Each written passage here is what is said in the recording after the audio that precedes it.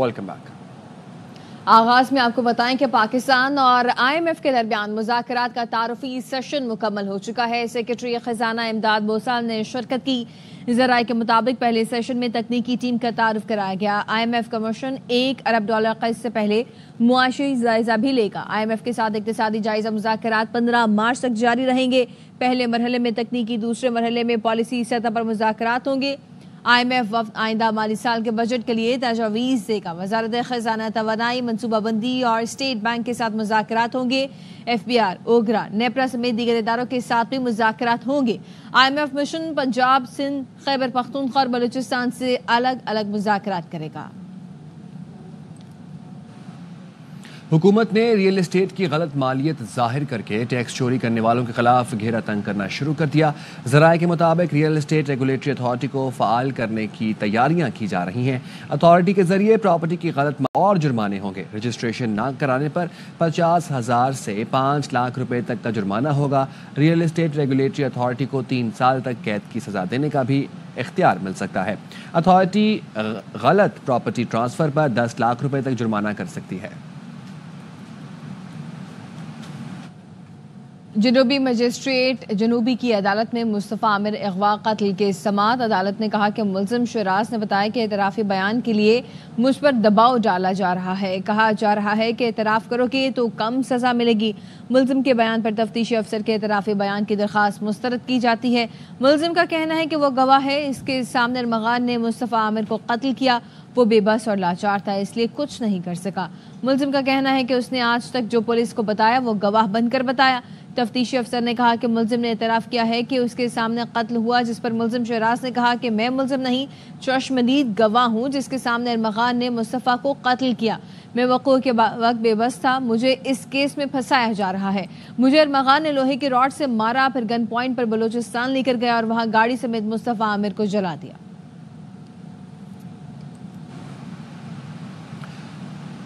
Judicial magistrate जनूबी की अदालत में बोट बेसन पर शहरी पर तशद्दुद केस की समाअत। अदालत ने गिरफ्तार 5 मुल्ज़िमान को जुडिशल रिमांड पर जेल भेज दिया। गिरफ्तार मुल्ज़िमान में जलाद खान, हुसैन नवाज और दीगर शामिल हैं। मरकजी मुल्ज़िम शाहजैन मरी ताहाल मफरूर है।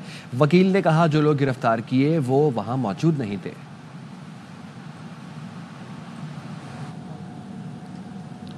बोट बेसन पर शाहजैन मरी का गार्ड्स के हमरा शहरी पर तशद्दुद के वाक़े पर IG ने एडिशनल चीफ सेक्रेटरी महकमा दाखिला को ख़त लिख दिया है। ख़त में DIG साउथ के ख़त का हवाला देते हुए IG बलूचिस्तान से राब्ते की दरख्वास्त की गई है। DIG साउथ ने शाहजैन मरी की गिरफ्तारी के लिए IG को ख़त लिखा था। ख़त में बताया गया था कि शाहजैन मरी समेत दीगर मफरूर मुल्ज़िमान को कोहलू फरार हैं।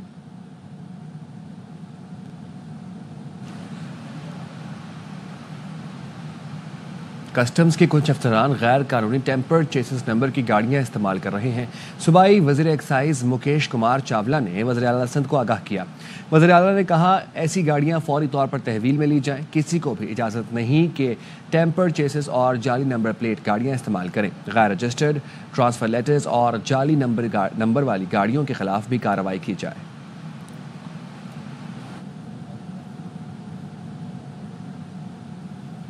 लाहौर में चीनी की कीमत में मुसलसल इजाफा। चीनी की कीमत 170 रुपये फी किलो तक पहुंच गई है। मजीद जानते हैं अपने नुमाइंदे मजहर इकबाल से।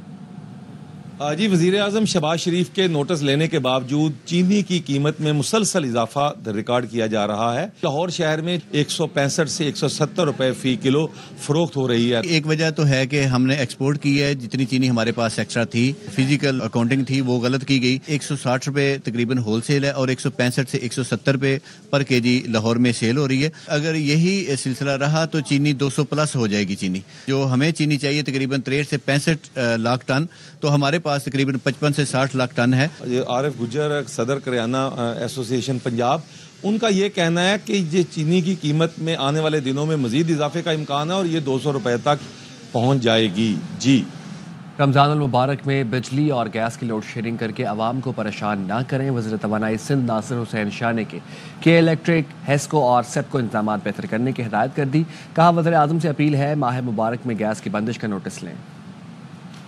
کہ الیکٹرک ایسکو اور سیپکو وان کرتے ہیں سحری افطاری اور عبادتوں کے ٹائم پر بالکل بھی لوڈ شیڈنگ نہیں ہونی چاہیے. پرائم منسٹر صاحب سے گزارش ہے کہ گیس کی شارٹیج رمضان شریف کے مہینے میں نہ ہو. مارچ کا مہینہ آ گیا ہے, اب تو سردیاں بھی نہیں ہیں, فوری نوٹس لیا جائے. رمضان شریف میں محکموں کو پابند کیا جائے تاکہ یہ تکلیف لوگوں کو نہ ہو. وزیر اعظم شہباز شریف اور بلاول بھٹو زرداری کی آج ہونے والی ملاقات اب کل ہوگی. ذرائع کے مطابق چیئرمین پیپلز پارٹی کو آج اسلام آباد آنا تھا, لیکن بلاول بھٹو اب کل اسلام آباد پہنچیں گے. وزیر اعظم شہباز شریف کی مصروفیت کے باعث آج کی ملاقات ملتوی کی گئی ہے. چیئرمین پیپلز پارٹی نے وزیر اعظم ہاؤس میں ایک اجلاس میں شرکت کرنا تھی. اجلاس کل تک ملتوی کر دیا گیا ہے. اسلام آباد کی سیشن عدالت میں پی ٹی آئی رہنماؤں کے خلاف 9 مئی مقدمات کی سماعت. عدالت نے عدم حاضری پر عمر ایوب اور عامر مسعود مغل کے وارنٹ گرفتاری جاری کر دیے. عدالت نے بیرسٹر گوہر کی حاضری سے استثناء کی درخواست منظور کر لی. سماعت 23 اپریل تک ملتوی کر دی گئی.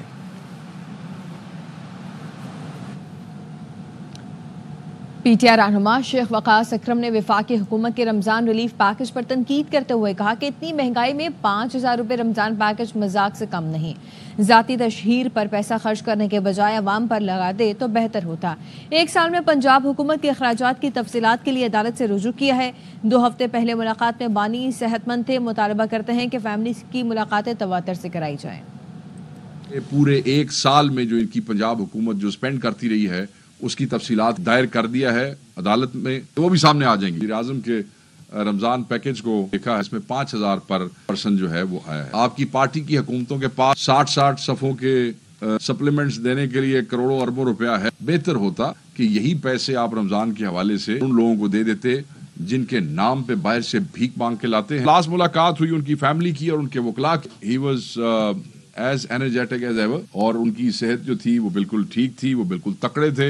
ہفتے پہلے وکلاء کو بھی روک لیا گیا, کتابیں روک لی جاتی. پھر تو ہم یہ سمجھتے ہیں کہ آپ جان کے یہ کر رہے ہیں. پاکستان تحریک انصاف کا ورکر, اس کو آپ اشتعال دلانے کی کوشش کر رہے ہیں, پھر چیزیں احتجاج کی طرف جاتی ہیں. آج اس پریس کانفرنس کے تھرو ہم ڈیمانڈ کرتے ہیں فیملی ہے, ایکسس جو ہے وہ پوری دی جانی چاہیے. کے پی کی کارکردگی مریم نواز کی طرح تصویری نمائش تک محدود نہیں. مشیر اطلاعات کے پی بیرسٹر سیف کہتے ہیں مریم نواز صرف اخبارات میں تصاویر شائع کروانے کو کارکردگی سمجھتی ہیں. خیبر پختونخوا حکومت نے اپنی 1 سالہ کارکردگی کو کتابی شکل میں شائع کیا ہے. کے پی نے مریم نواز کی 150 تصاویر کے مقابلے میں 625 منصوبوں کی کارکردگی رپورٹ جاری کی. مریم نواز ذاتی تشہیر سے نکل کر علی امین کی طرح عوامی فلاح کا سوچے.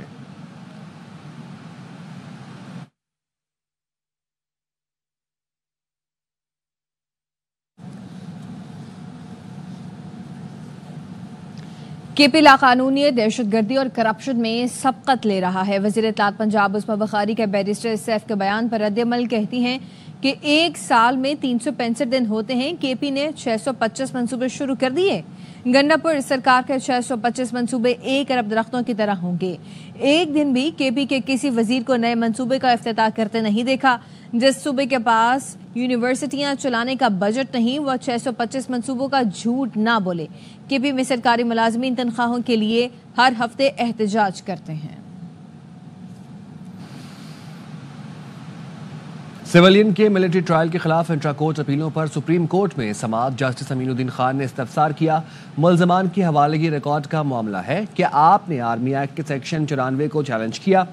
سول سوسائٹی کے وکیل فیصل صدیقی نے کہا ملزمان کی حوالگی کے وقت جرم کا تعین نہیں ہوا تھا. سیکشن 94 کے لامحدود ثوابدیدی اختیار کو بھی چیلنج کیا ہے.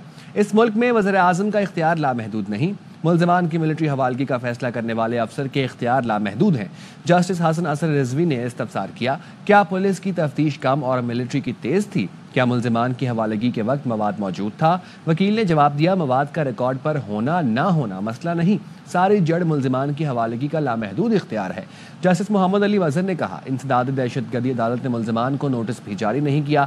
حوالگی کی درخواست آنے پر از خود فیصلہ کر دیا. جسٹس جمال خان مندوخیل بولے سیکشن 94 کا اطلاق ان پر ہوگا جو آرمی ایکٹ کے تابع ہیں. ATC فیصلے کے بعد ملزمان آرمی ایکٹ کے تابع ہو گئے. انسداد دہشت گردی عدالت کمانڈنگ افسر کی درخواست مسترد بھی کر سکتی تھی. وکیل نے کہا کورٹ مارشل کا فیصلہ ملزمان کی حوالگی سے قبل ہونا تھا. فیصلہ نہیں ہوا تو ملزمان کی حوالگی کیسے ہو سکتی ہے؟ جسٹس جمال خان مندوخیل نے استفسار کیا کہ آرٹیکل 175 کے بعد ایگزیکٹو کی ثوابدید ختم نہیں ہو گئی.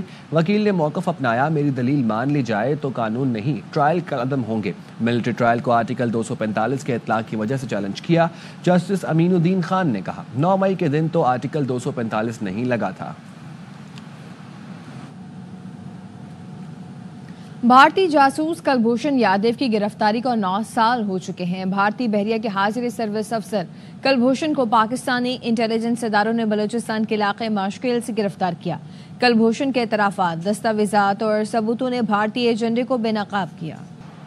بھارت کلبھوشن کے لیے بین الاقوامی عدالت بھی گیا جہاں اسے منہ کی کھانا پڑی. بھارت نے ICJ میں کیس اٹھایا تو پاکستانی وکلا نے ثبوتوں کے ساتھ پاکستان کا مضبوط موقف پیش کیا. ICJ نے بھارت کی جھوٹی داستانوں کو مسترد کیا. پاکستان کو اختیار دیا کہ وہ اپنے قوانین کے مطابق کیس کا جائزہ لے سکتا ہے. ICJ نے پاکستان کے انسانی حقوق کی پاسداری کو تسلیم کیا اور اس خطرناک دہشت گرد کو کونسل رسائی دی. کونسل رسائی میں کلبھوشن نے اپنے اعترافات سے پاکستانی موقف کی تائید کی. مودی حکومت نے کلبھوشن یادو کو ریٹائرڈ افسر ظاہر کیا. مودی حکومت نے حاضر سروس افسر تسلیم نہ کر کے کلبھوشن کو دنیا میں تنہا چھوڑ دیا. کلبھوشن کی گرفتاری کے بعد سے بلوچستان میں دہشت گردی کے واقعات میں تسلسل نہ رہا جو پاکستان کی بہت بڑی کامیابی ہے. کلبھوشن کے اعتراف جرم سے دنیا میں بھارت بطور دہشت گرد ریاست بے نقاب ہوا.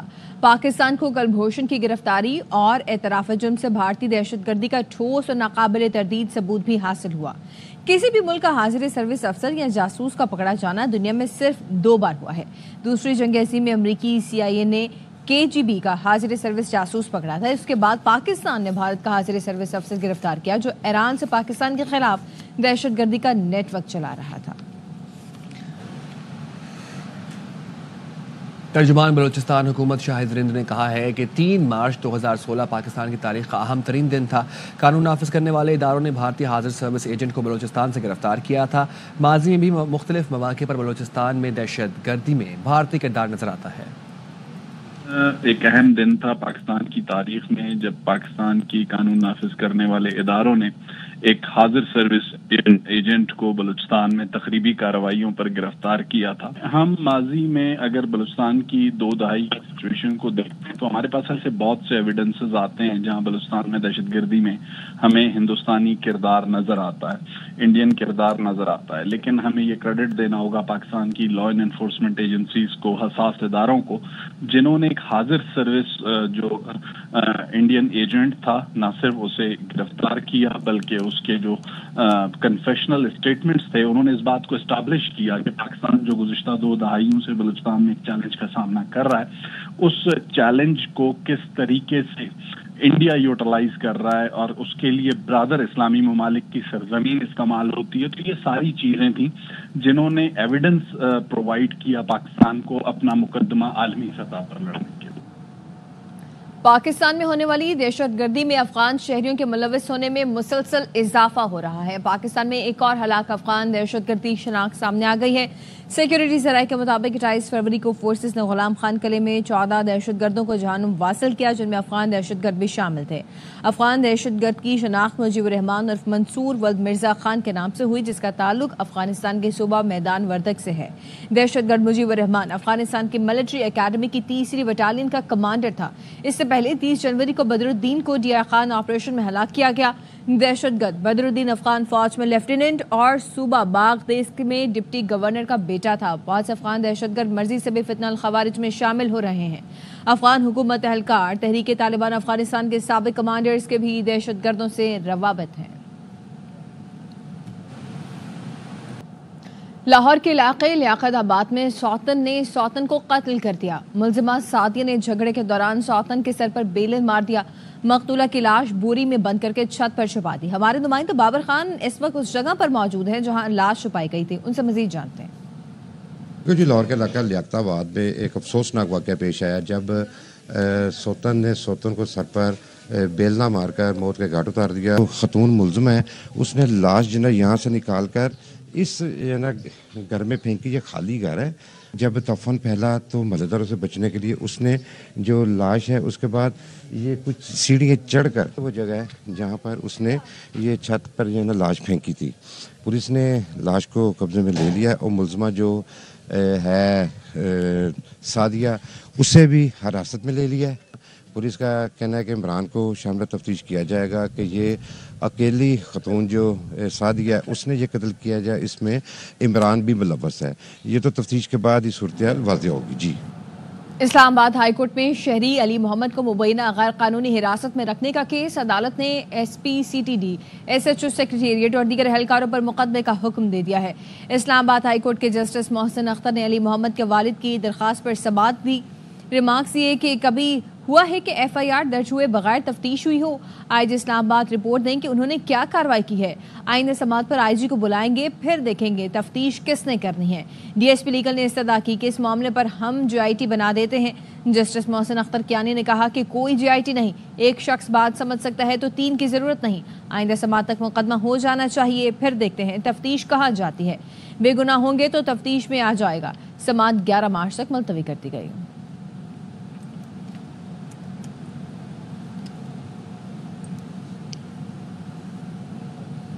گجرات کے علاقے ڈنگا خورد میں 2 متحارب گروپوں کے درمیان مسلح تصادم میں مرنے والوں کی تعداد 7 ہو گئی ہے. حملہ آور گروپ کے 18 نامزد اور 8 نامعلوم افراد کے خلاف مقدمہ درج کر لیا گیا. ایف آئی آر کے مطابق موٹر سائیکل پر سوار حملہ آور اختر گروپ نے گھات لگا کر حملہ کیا، جس کے نتیجے میں ویگو ڈالے میں سوار 6 افراد موقع پر دم توڑ گئے. آئی جی پنجاب ڈاکٹر عثمان انور نے آر پی او گجراوالا طیب حفیظ چیمہ سے رپورٹ طلب کر لی ہے. مسلح تصادم میں حملہ آور اختر گروپ کا ایک شخص شدید زخمی ہوا تھا، جس کی لاش پولیس نے جنگل سے برآمد کر لی ہے.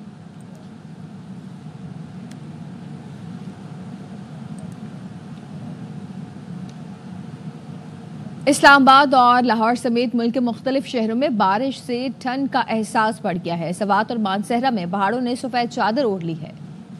جم پھوار اور برف باری، مارچ میں جنوری کا موسم لوٹ آیا.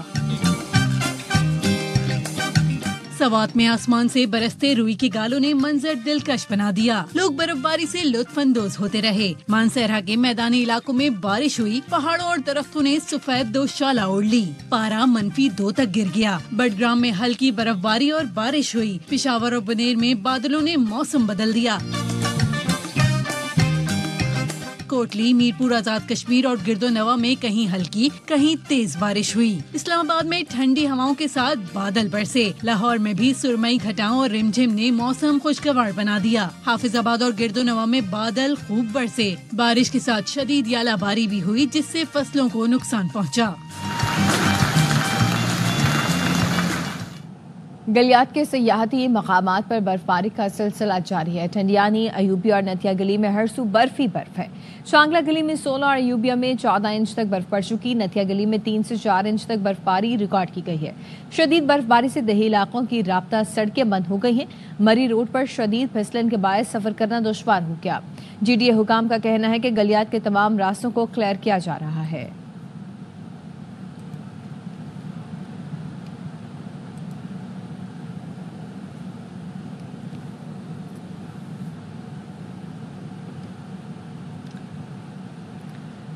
میرپور آزاد کشمیر میں بھی رات سے بارش کا سلسلہ جاری ہے. سردی بڑھ گئی ہے. موسم کا حال بتا رہے ہیں سید سجاد بخاری. بالکل دیکھیے، آزاد کشمیر کے طول و عرض کی طرح میرپور، آزاد کشمیر اور مسافاتی علاقوں میں بھی بارش کا جو سلسلہ ہے وہ رات سے وقفے کے ساتھ جاری ہے، اور بارشوں کی وجہ سے سردی کی شدت میں جو ہے وہ مزید اضافہ ہو گیا ہے. جبکہ میرپور کی انتظامیہ اور ٹریفک پولیس حکام کی طرف سے شہریوں کو یہ الرٹ بھی جاری کیا گیا ہے کہ وہ شدید بارشوں کے پیش نظر پہاڑی علاقوں میں غیر ضروری سفر سے گریز کریں. میرپور شہر کے علاوہ دیگر چھوٹے بڑے شہر ہیں، جن میں ڈڈیال، چکسواری، اسلام گڑھ، کاکڑا ٹون، منگلا اور دیگر علاقے، کھڑی شریف، جاتنا سمیت جو مضافاتی دیہات ہیں، وہاں پر بھی اس وقت وقفے کے ساتھ بارش کا سلسلہ ہے وہ جاری ہے. جی، پشاور میں بھی وقفے سے بارش جاری ہے، جس سے موسم خوشگوار اور سرد ہو گیا ہے. محکمہ موسمیات کا کہنا ہے کہ حالیہ بارشیں 4 مارچ تک جاری رہیں گی.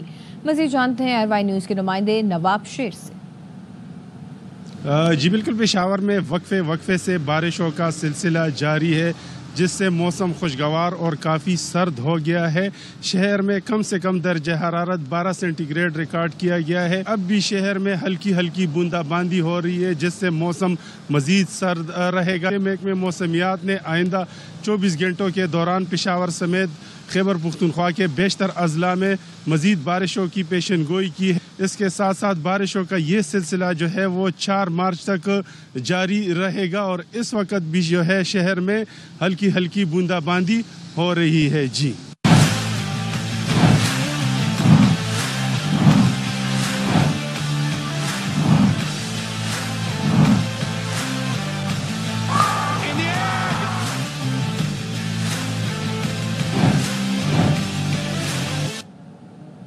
چیمپئنز ٹرافی کے آخری گروپ میچ میں بھی بھارتی کرکٹ ٹیم کی شاندار پرفارمنس. دبئی میں نیوزی لینڈ کو 44 رن سے ہرا دیا. وردن چکروتی 5 وکٹیں حاصل کر کے میچ کے ہیرو رہے. بھارت کے خلاف سیمی فائنل سے قبل آسٹریلوی ٹیم میں بڑی تبدیلی کر دی گئی ہے. اوپنر میتھیو شارٹ انجری کے باعث ایونٹ سے باہر ہو چکے ہیں. کوپر کانولی کو ان کی جگہ آسٹریلوی اسکواڈ میں شامل کیا گیا ہے. کوپر کانولی 3 ایک روزہ میچ کھیل چکے ہیں. آئی سی سی کے ایونٹ ٹیکنیکل کمیٹی نے آسٹریلوی اسکواڈ میں تبدیلی کی منظوری بھی دے دی ہے.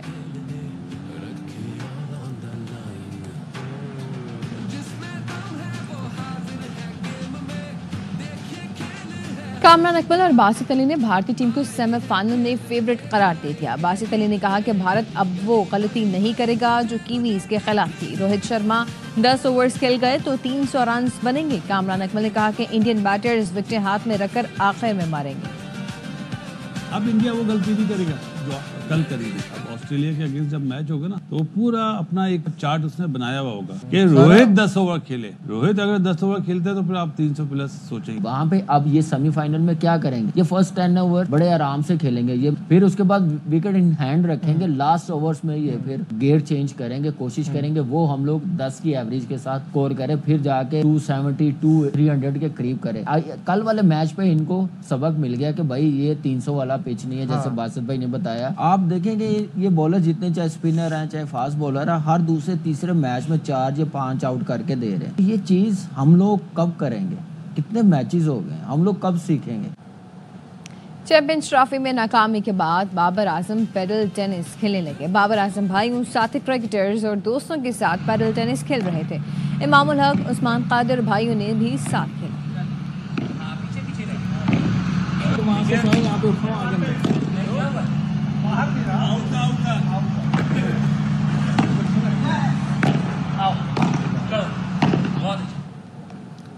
امریکہ کو کرپٹو کا عالمی دارالحکومت بنائیں گے. صدر ٹرمپ نے 5 کرپٹو کرنسیوں کو امریکی ڈیجیٹل ذخیرے کا حصہ بنانے کا اعلان کر دیا ہے.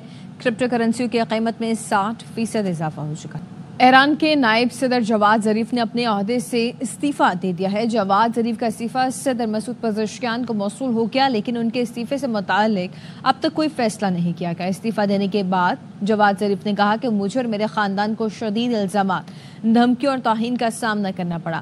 عدلیہ کے سربراہ غلام حسین محسنی اجائی نے مجھے استعفیٰ دینے کا مشورہ دیا جس پر عمل کیا. محمد جواد ظریف اس سے پہلے حسن روحانی کی حکومت میں بطور وزیر خارجہ کام کر چکے ہیں. ایران کے بین الاقوامی طاقتوں سے ہونے والے جوہری معاہدوں میں انہوں نے اہم کردار بھی ادا کیا تھا.